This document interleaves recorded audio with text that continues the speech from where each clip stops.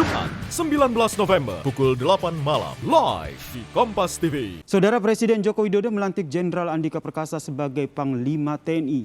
Hari ini, Jenderal Andika Perkasa menjadi perwira tinggi pertama dari Satuan Kopassus yang terpilih menjadi Panglima TNI setelah era reformasi. Jenderal Andika Perkasa resmi dilantik sebagai Panglima TNI menggantikan Marskal Hadi Cahyanto di Istana Negara oleh Presiden Joko Widodo hari ini. Jenderal Andika Perkasa merupakan perwira TNI yang berasal dari Satuan Komando Pasukan Khusus. Setelah lulus pendidikan komando, dari perwira pertama hingga menengah, Andika menghabiskan karirnya bersama Korps Baret Merah.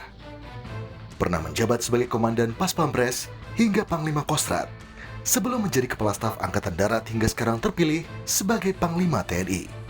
Terpilihnya Jenderal Andika Perkasa sebagai Panglima TNI menambah deretan Panglima TNI dari Korps Baret Merah Kopassus. Sebelumnya, sejarah mencatat Panglima TNI atau ABRI yang berasal dari Kopassus hanya pernah dijabat oleh 3 orang pada masa Orde Baru. Pertama adalah Jenderal Purnawirawan Leonardus Benyamin Murdani atau LB Murdani. Walau menghabiskan karir di dunia intelijen, namun karir LB Murdani dirintis dari Kopassus. Jenderal Purnawirawan LB Murdani dilantik menjadi Panglima ABRI dari tahun 1983 hingga 1988. Jenderal Baret Merah lainnya yang pernah menjadi Panglima ABRI adalah Jenderal Purnawirawan Edi Sudrajat. Edi Sudrajat merupakan prajurit didikan Kopassus yang dilantik menjadi Panglima ABRI menggantikan Tri Sutrisno. Namun masa jabatan Jenderal Purnawirawan Edi Sudrajat sebagai Panglima TNI sangat singkat. Kurang dari 6 bulan sejak Februari 1993 hingga Mei 1993. Edi Sudrajat digantikan oleh Jenderal Didikan Korps Kopassus lainnya, Jenderal Purnawirawan Faisal Tanjung. Ia dilantik sebagai Panglima ABRI sejak 21 Mei 1993 hingga 12 Februari 1998. Sebelum menjadi Panglima ABRI, Jenderal Purnawirawan Faisal Tanjung menjadi Kepala Staf Umum ABRI.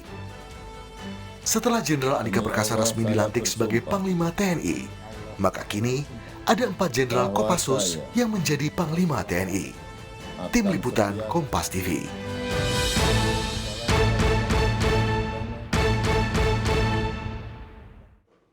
Saudara Presiden Joko Widodo juga melantik Jenderal Dudung Abdurrahman sebagai Kepala Staf TNI Angkatan Darat. Dudung dilantik menggantikan Jenderal Andika Perkasa. Dudung sebelumnya menjabat sebagai Pangkostrat dengan pangkat Letnan Jenderal. Saat pelantikan oleh Presiden Joko Widodo, pangkat Dudung sekaligus dinaikkan menjadi Jenderal. Dudung menyampaikan pesan Presiden agar TNI Angkatan Darat selalu membantu kesulitan yang dihadapi rakyat.